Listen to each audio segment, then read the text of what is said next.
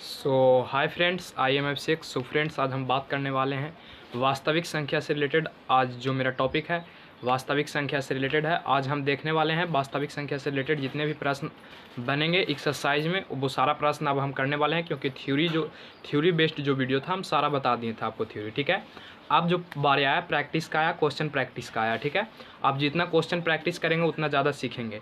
तो चलिए, आज सबसे पहला एक्सरसाइज हम शुरू कर रहे हैं वास्तविक संख्या। आपके पास तो हम बुक बोल ही दिए थे, भारतीय भवन बिहार बोर्ड के लिए। ठीक है, तो यहाँ पे हम बात करते हैं। सबसे पहला जो एक्सरसाइज है एक्सरसाइज 1.1 है। ठीक है, यानी ए है। इसमें टोटल डी चैप्टर तक पढ़ना है। तो सारे चैप्टर हम देखेंगे एक एक करके। यहाँ पे आइए, सबसे पहला प्रश्न की यदि बात करें, यदि b बराबर ए सी, क्या कहा गया आपसे, यहाँ पे आप ध्यान से समझिएगा। v बराबर जो है ए सी है। ठीक है, b बराबर क्या है, ए सी है। तो आपसे पूछ रहा है कि b जो है a का क्या होगा, v जो है ना a का क्या होगा। तो जरा आप एक हमको बात बताइए। यहाँ पे आपको बात क्या बताना है, यदि हम यहाँ पे निकाल लें, ध्यान से आप समझिएगा, देखिएगा। यहाँ पे यदि हम निकाल लें b बराबर, यहाँ पे लिख सकते हैं हम bc बटा a, क्योंकि यहाँ पे c जो है गुणन है, इपट आएगा तो भागा में। यदि हम मान निकाल दें 1 बटा c के, तो हो जाएगा a into b, a into v। तो यहाँ पे दोनों के बीच में संबंध क्या आया, संबंध तो हम दोनों के यही नज़र आ रहा है कि ये दोनों के बीच में गुणा का संबंध है, यानी एक दूसरे का क्या है, गुणज है। तो यहाँ पे आप भर दीजिएगा कि एक दूसरे का क्या है, गुणज है। क्या है, गुणज है। यहाँ पे सबसे पहले आप लोग भर लेंगे, बात क्लियर है। उसके बाद आप आइए, यहाँ पे हम बात करते हैं। देखिए, एल्गोरिज्म सूत्र हम आपको समझाए थे। ठीक है, एल्गोरिज्म सूत्र या लेमा सूत्र दोनों का एक ही नाम है। और एल्गोरिज्म सूत्र से रिलेटेड भाई जी यहाँ प्रश्न बहुत सारा दिया गया है। हम पिछले जो थ्योरी वाला वीडियो कराए थे उसमें हम आपको पूरा एल्गोरिज्म सूत्र से रिलेटेड पूरा चीज़ हम सिखाए थे आपको। तो आपको इस क्वेश्चन को बनाने में कोई दिक्कत परेशानी नहीं होगा। कहा गया आपसे कि यदि भाग एल्गोरिज्म ए बराबर B Q plus R, algorithm सूत्र तो आप जानबे करते हैं कि ए बराबर बी क्यू प्लस क्या होता है, आर होता है। तो कहा गया है कि इसमें जो a बराबर है 72 है और b बराबर 9 है, तो r का मान क्या होगा। यानी आपसे कहा गया कि a का जो मान है, देखिए यहाँ पे इसका सोल्यूशन कर रहे हैं, a का जो मान है 72 है और b का जो मान है 9 है। तो आपसे r का मान पूछ रहा है। किसका मान पूछ रहा है, r का मान पूछ रहा है। तो जरा सा आप बताइए, क्या आप a के जगह पर यहाँ पे 72 रख सकते हैं। चलिए रख लीजिए, यहाँ पे 72 रख लीजिए, a बराबर 72 है। फिर आपसे कहा कि b बराबर 9 है, तब b के जगह पे 9 रख लीजिए। कोई दिक्कत, कोई परेशानी तो नहीं होना चाहिए। अच्छा, उसके बाद आप जरा सा बताइए, r के मान आपसे पूछा है, r के मान क्या होगा।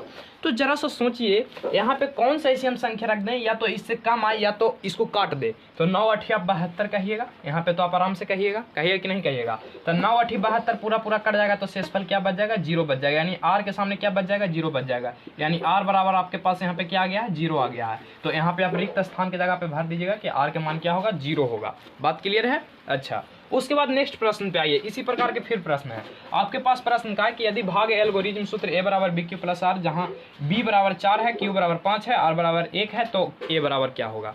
यानी जो है यहाँ पे आप देखिए, हम निशानी लगा रहे हैं। यहाँ पे b बराबर 4 है, q बराबर 5 है, r बराबर 1 है। चलिए फटाफट से मान उठाइए, यहाँ पे रख दीजिए। a का तो मान आपको निकालना ही निकालना है, b का मान आपसे पूछा है तो b का मान दिया है, तब b का मान 4 है, यहाँ पे 4 रख लेंगे, गुना q का मान 5 है, यहाँ पे 5 रख लेंगे, प्लस r का मान आपके पास यहाँ पे 1 है, तो यहाँ पे 1 रख लेंगे। a बराबर जब यहाँ पे हम निकालेंगे तब 5 और 20 है, कितना हो जाएगा, 21 हो जाएगा। यानी कि आपको जो यहाँ a का मान निकला, अतः a बराबर जो आपको आया 21 आया। यही आपका क्या हो गया, आंसर हो गया। तो रिक्त स्थान के जगह पे आप a बराबर 21 धर सकते हैं। उसके बाद आप यहाँ पे आइए, थर्ड प्रश्न में आइए। थर्ड प्रश्न में क्या कहा गया कि एकदम प्रश्न देखिए सारा वही है। सबसे जो मतलब टाइप नंबर 1 है, टाइप नंबर 1 में पूरा प्रश्न ऐसा ही आपको बुक में मिलेगा। तो यहाँ पे आप देखिए, एल्गोरिज्म सूत्र से रिलेटेड आया, यहाँ पे फिर आया वही प्रश्न आया। अब यहाँ पे हमको किस चीज़ का मान दिया, a का मान दिया है, b का मान दिया है, r का मान दिया है और q का मान पूछ रहा है। तो आपको ऐसा ही प्रश्न देगा, 3 गो के कोई मान देगा, एगो के गायब कर देगा, एगो के आपको निकालने के लिए बोलेगा। तो आप निकाल सकते हैं, जिससे कोई भार नहीं है इसमें। उसके बाद आप यहाँ पे आइए, a बराबर कितना लेने के लिए बोला है, देखिए 37, a के जगह पे 37 रख दीजिए। अच्छा, b बराबर कितना बोला है, 4 रख दीजिए। उसके बाद आपके पास q का मान निकालना है। ठीक है, q का मान निकालना है। यदि यहाँ पे शेषफल कितना बचे, 1 बचेगा। तो जरा सा दिमाग लगाइए कि यहाँ पे क्या चीज़ हम रख देंगे q के जगह पे, तो शेषफल 1 बचेगा। तो 9 चौका यहाँ पे हम रख सकते हैं 36, 9 चौका 36 और 1 37। तो यहाँ पे शेषफल 1 बच रहा है किस स्थिति में, जब यहाँ हम 9 रख रहे हैं। तो अतः यहाँ पे जो q का मान आ रहा है, यहाँ पे आप लिख दीजिएगा कि अतः जो q का मान आ रहा है q बराबर यदि 9 रखते हैं तो हमारा जो है शेषफल 1 बचेगा ही बचेगा और ये जो है 37 आ जाएगा। तो इस प्रकार के पहला टाइप में प्रश्न थे, ठीक है। तो इसको आप लोग यदि स्क्रीनशॉट लेना चाहेंगे तो स्क्रीनशॉट ले लीजिए। उसके बाद हम बढ़ते हैं प्रश्न नंबर 2 पे, और सेकंड आपको हम समझाने का प्रयास करते हैं। कोई भार वाला चीज़ नहीं है, आप इजीली से समझ सकते हैं, मैथ कोई हार्ड चीज़ नहीं है, बशर्ते कि आपको समझ में आना चाहिए। तो फटाफट से इसका स्क्रीनशॉट आप लोग कीजिए।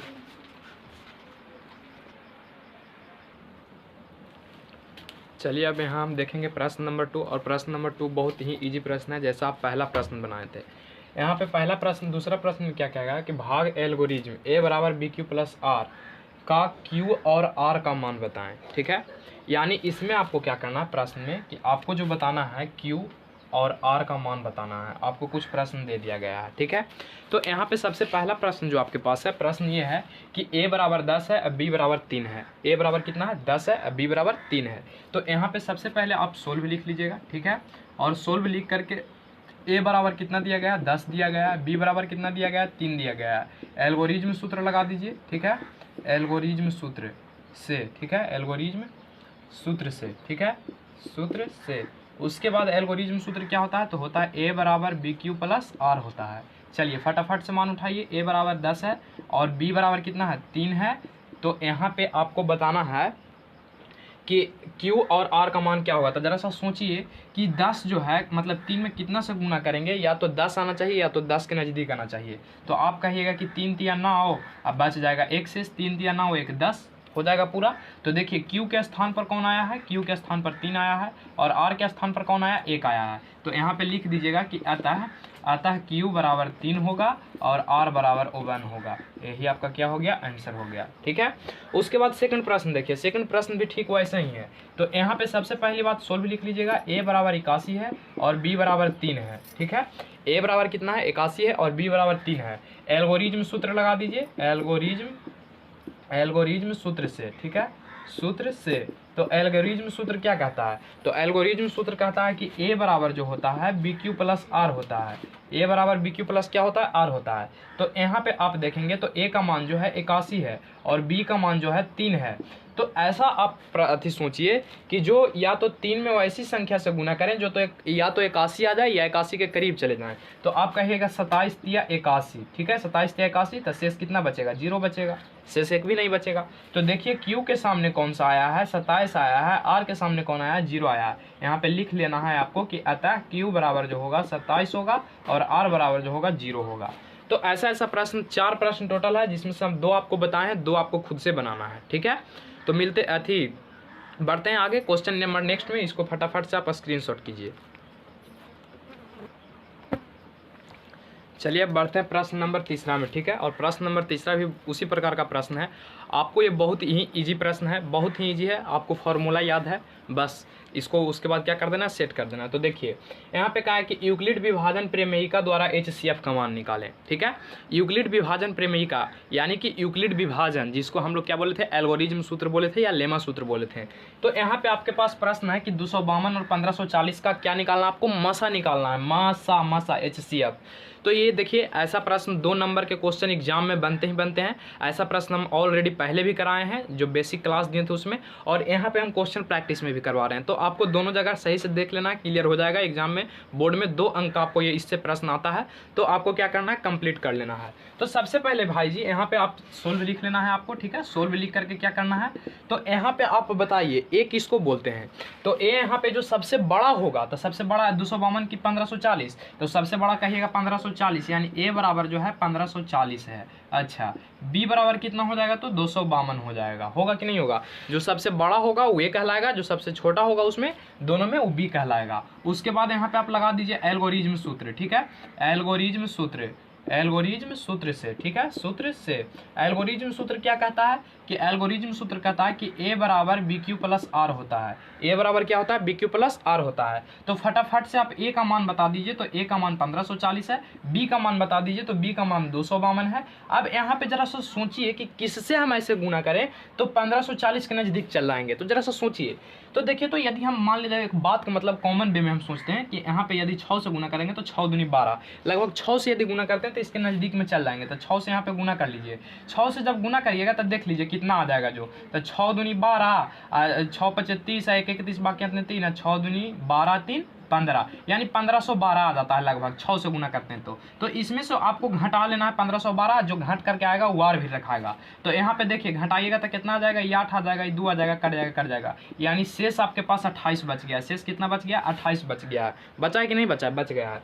उसके बाद आपको क्या करना है, जो यहाँ पे होगा ना, अभी तो जब तक r बराबर 0 नहीं आएगा तब तक HCF का मान नहीं निकलेगा। तो यहाँ पे r बराबर अभी कितना है, 28 है। तो क्या करिएगा कि जो यहाँ पे जो ये होगा इसको आगे कर लेना है। अब तो आगे कौन हो जाएगा, 252 हो जाएगा। उसके बाद आपको क्या करना है कि जो अब 28 है उसको यहाँ पे ले आइए, तो 28 यहाँ पे ले आए। अब जरा सा ऐसा से गुना करिए कि यहाँ पे r के जगह पे 0 आ जाना चाहिए, ठीक है।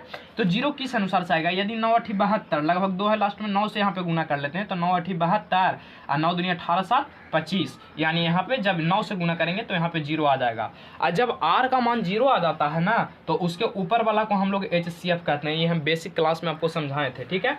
तो यहाँ पे हम क्या लिख सकते हैं कि अतः HCF बराबर कितना हो जाएगा, तो 28 हो जाएगा, 28 हो जाएगा। यही आपका क्या हो गया, आंसर हो गया, ठीक है।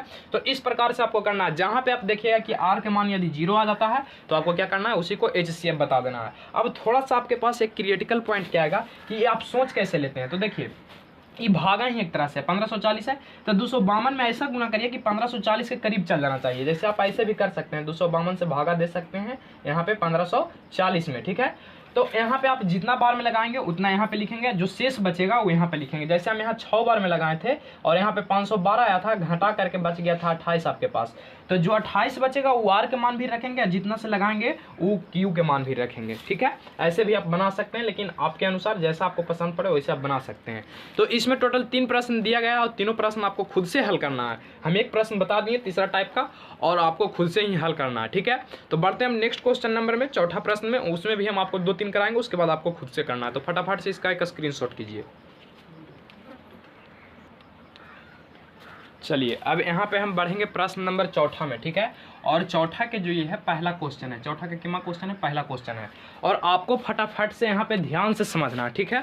बहुत ही इजी प्रश्न है, इसमें कोई भार नहीं है, सिर्फ आपको यहाँ पे दिमाग का खेल है, ठीक है। ऐसा प्रश्न एग्जाम में नहीं पूछता है, लेकिन आपको समझ लेना है, ठीक है। यदि कोई पूछ देता है तो आप बता सकते हैं उसको।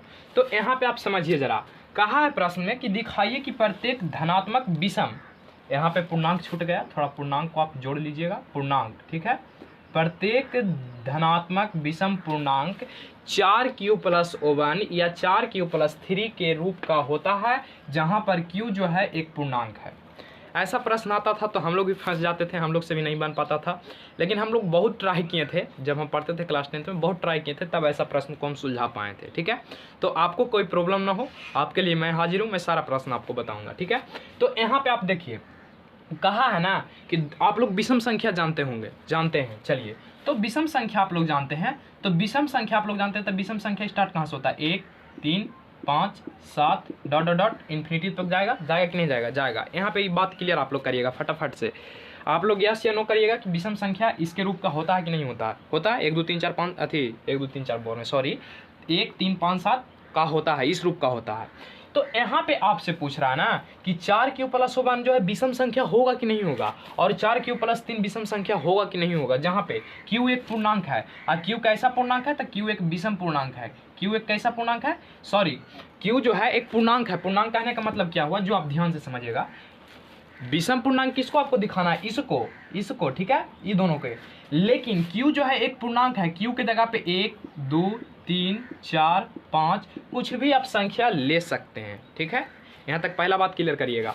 इसको आपको दिखाना है 4q+1 और 4q+3 के, कि इसको जब हम q के कुछ मान लेंगे ना तो ये जो है विषम संख्या आएगा। यही आपसे प्रश्न में सीधा सीधा आप ठोक लीजिए, ऐसा प्रश्न आएगा। यहाँ पे देखिएगा विषम कह रहा है, तो विषम कह रहा है तो जो ये देगा इसको आपको दिखाना पड़ेगा कि विषम संख्या के रूप का है। कैसे दिखाएंगे, तो आपके पास एक शर्त दे दिया। शर्त क्या दिया है कि q जो है, q ना वो एक पूर्णांक है। अब पूर्णांक आपको पता होगा कि पूर्णांक में हम कुछ भी ले सकते हैं, 1 2 3 4 5 6 7 8 में कोई भी जो हमको इच्छा के अनुसार काम करेगा, ठीक है। इच्छा के अनुसार हमको जो मन करेगा वो हम लेंगे। तो चलिए यहाँ पे फटाफट से पाइए, यहाँ पे सबसे पहले सोल्व लिख लेना है आपको, ठीक है।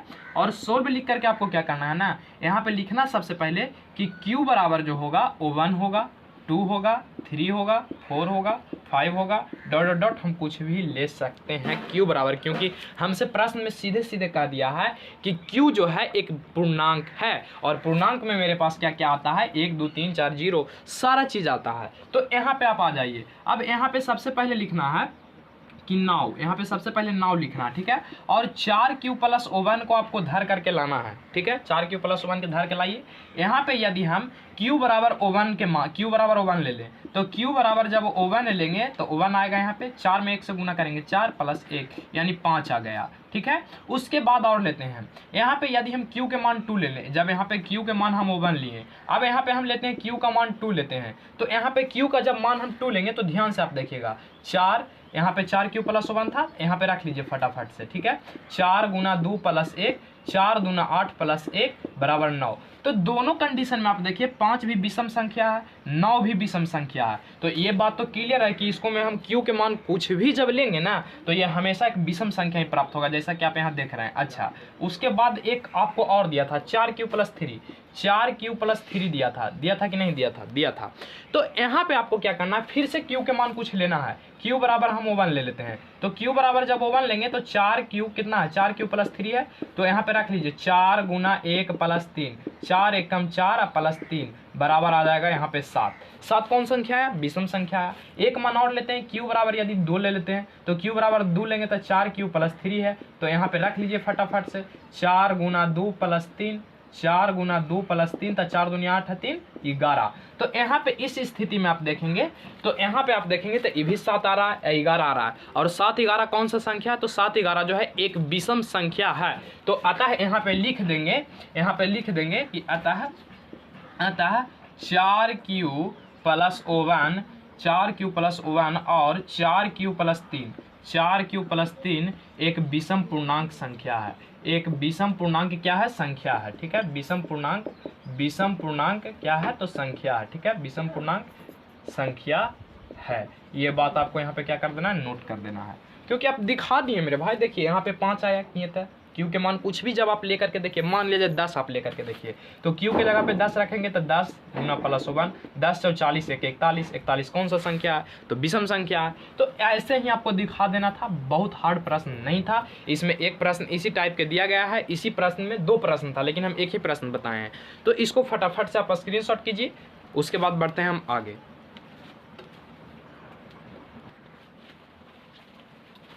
चलिए अब यहाँ पे प्रश्न नंबर 2 में बढ़ते हैं, और प्रश्न नंबर 2 में क्या बोला गया है? तो कहा गया कि दिखाएं कि एक पूर्णांक का जो वर्ग है 4 से भाग देने पर, थोड़ा ध्यान से समझिएगा, एक पूर्णांक का वर्ग करने का मतलब यदि जैसे हम 5 के वर्ग करें तो 5 का वर्ग कितना होगा? 25 होगा कि नहीं होगा? प्रश्न के पहले समझिएगा, क्योंकि मैथ में कहा जाता है कि यदि आप प्रश्न को समझ लेते हैं तो आपको 50% मैथ क्या हो गया? सोल्व हो गया है। तो जैसे हम 5 के वर्ग लिए तो 25 हो गया, हुआ कि नहीं हुआ? यदि हम 25 में 4 से भागा करेंगे तो या तो इसको शेष 0 आना चाहिए या तो 1 आना चाहिए। यही आपसे प्रश्न में कहा है कि कोई भी संख्या का यदि हम वर्ग करते हैं और उसमें 4 से भाग देते हैं, ठीक है, तो शेषफल या तो 0 आना चाहिए या तो 1 आना चाहिए। यही आपको क्या करना है? दिखाना है। तो क्या ऐसा सत्य है? तो पहले हम जांच करते हैं, है कि नहीं? जांच करने के लिए तो कहवे किया है, तो सबसे पहले लिख लेंगे सोल्व, उसके बाद 1 2 पूर्णांक हम लेते हैं, ठीक है। तो मान ले जाए कि एक पूर्णांक लिए, पूर्णांक मान लीजिए कि माना कि पूर्णांक, ठीक है, कुछ भी आप ले सकते हैं। पूर्णांक क्या है? तो पूर्णांक जो है हम मान लिए कि 8 है, ठीक है। 8 नहीं, एकदम छोटा लेते हैं, ठीक है, एकदम छोटा लीजिए, 3 है, ठीक। अब इसका 3 का वर्ग करिए, तो लिख दीजिए 3 का वर्ग करने पर, 3 का वर्ग करने पर, ठीक है, वर्ग करने पर। तो 3 का जब वर्ग करिएगा तो 3 का वर्ग कितना होगा? 9 होगा कि नहीं होगा? और 4 से आप भागा दीजिए, तो 4 से जरा भागा लगा लीजिए, तो 4 दूनी का 8, शेष कितना बच गया? 1 बचा। तो यही आपसे कह रहा था, या तो शेष कितना आना चाहिए? तो या तो शेष आना चाहिए आपके पास कितना? 1 आना चाहिए, या तो शेष 0 आना चाहिए। तो शेष 0 वाला भी आपको दिखा देते हैं कि 4 से भागा देंगे तो शेष 0 ही बचेगा। देखिए, आइए यहाँ पे यदि एक पूर्णांक और हम ले लेते हैं, देखिए यहाँ पे ध्यान से आप समझिएगा। यदि पूर्णांक हम ले लिए 6, पूर्णांक यदि हम ले लिए 6 का जब वर्ग करेंगे तो कितना आ जाएगा? 36 आ जाएगा। आएगा कि नहीं आएगा? ध्यान से समझिएगा थोड़ा। 6 का जब वर्ग करेंगे तो कितना आएगा? 36 आएगा। अच्छा, जब 36 आ जाएगा भाई जी, तो इसमें हम 4 से भागा करेंगे, तो 4 से भागा करेंगे के बार में कटेगा? 9 × 4 = 36, कट जाएगा, यानी शेष यहाँ पे क्या बच रहा है, 0 बच रहा है। तो दोनों कंडीशन आप देख लिए हैं, देखें कि नहीं देखें, एक स्थिति में 1 बचा, एक स्थिति में 0 बचा। तो आप ऐसा कोई भी संख्या सोचिए, आप कहिए कि नहीं होगा, और बड़ा हम ले लेते हैं, जैसे लीजिए मान लीजिए ले लेते हैं 12 का स्क्वायर, ठीक है, 12 का स्क्वायर करिएगा तो 144 आएगा, और 4 से भागा दीजिएगा 144 में, तक कितना आ जाएगा, 4 तिया 12, यहाँ पे कितना बचेगा, 2, 6 चौका 24, कट जाएगा। देखिए शेष 0 बच रहा है कि नहीं बच रहा है। तो यही आपको दिखाना था, ठीक है। तो यहाँ पे लिख देना है कि अतः किसी पूर्णांक का वर्ग करने पर, अतः किसी पूर्णांक का वर्ग में 4 से भाग देने पर, वर्ग में 4 से भाग देने पर शेष 0 और 1 बचता है, शेष 0 और 1 बचता है। यहाँ पे आपको क्या करना है, तो लिख देना है कि अतः किसी पूर्णांक का यदि वर्ग करते हैं और उसमें 4 से भाग दे देते हैं तो शेष कितना बचता है, 0 और 1 बचता है। यही आपको लिखना था। तो एक्सरसाइज यहाँ पे आपके पास ये 2 प्रश्न इसमें और रह गए हैं, तो वो आपको खुद से हल कर लेना है, उसमें कोई भार नहीं है, इसी प्रकार के प्रश्न है। तो आपको जो यहाँ पे एक्सरसाइज 1.A, ठीक है, 1.A यहाँ पे क्या हो गया, तो खत्म हो गया है। उसके बाद इसी का 1.B आएगा, जल्द ही आएगा। तो आप लोग देखते रहिए इस वीडियो को, पढ़िए, अच्छे से तैयारी कीजिए, क्योंकि बोर्ड एग्जाम आपको आने में टाइम नहीं लगेगा, 1 साल बीतने में आपको टाइम नहीं लगता है। तो फटाफट से इसका एक स्क्रीनशॉट कर लीजिए, उसके बाद खुद से एक्सरसाइज ए और अदर बुक से भी बना करके देखिए, आपसे बनता है कि नहीं, NCERT भी बना करके देखिए, सारा चीज़ बना करके देखिए, ठीक है। तो मिलते हैं नेक्स्ट वीडियो में।